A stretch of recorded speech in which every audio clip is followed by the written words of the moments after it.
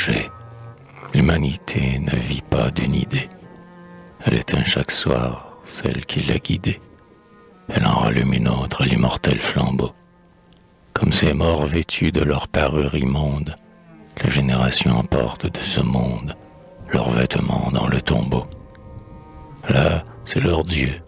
Ici, les mœurs de leurs ancêtres.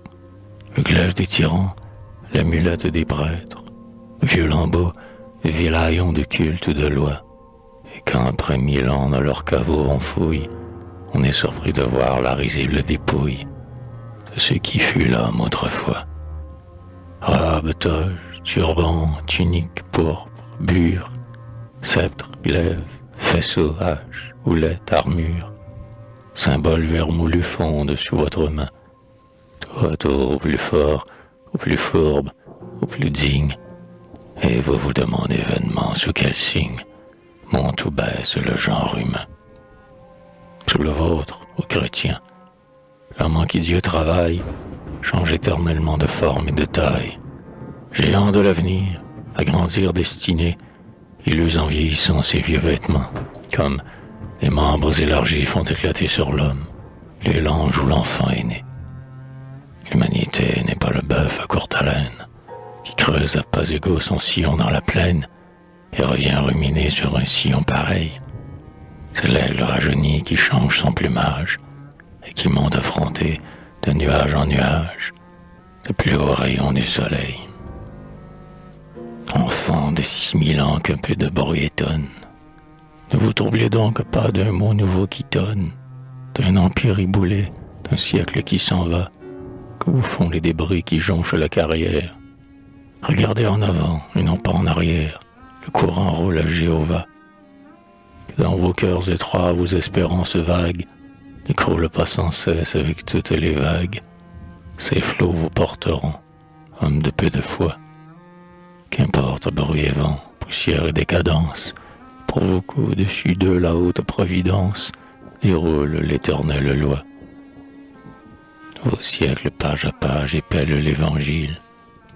Vous n'y lisiez qu'un mot, et vous en lirez 1000.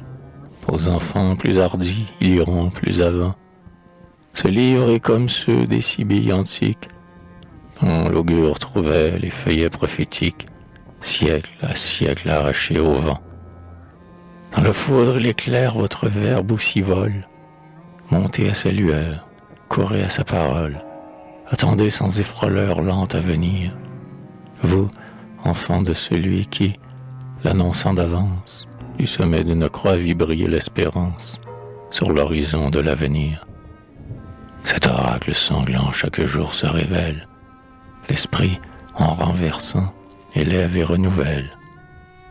Passagers ballottés dans vos siècles flottants, vous courriez reculer sur l'océan des âges, et vous vous remontrez, après 1000 naufrages, plus loin sur la route des temps.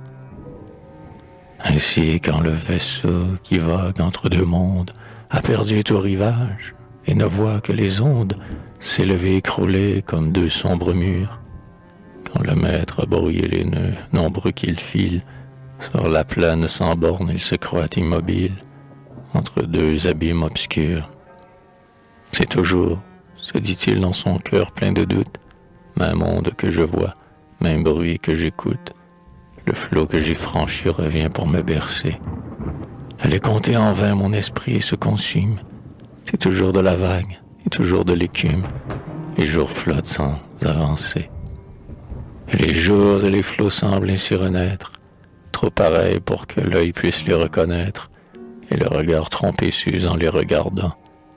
Et l'homme, que toujours leur ressemblance abuse, les brouille, les confond, les gourmands et t'accuse, Seigneur. Il marche cependant. Et quand sur cette mer, las de chercher sa route, du firmament splendide il explore la voûte, des astres inconnus s'y lèvent à ses yeux. Et, moins triste, au parfum qui souffle des rivages, aux jours tièdes et dorés qui glissent des cordages, il sent qu'il a changé de cieux.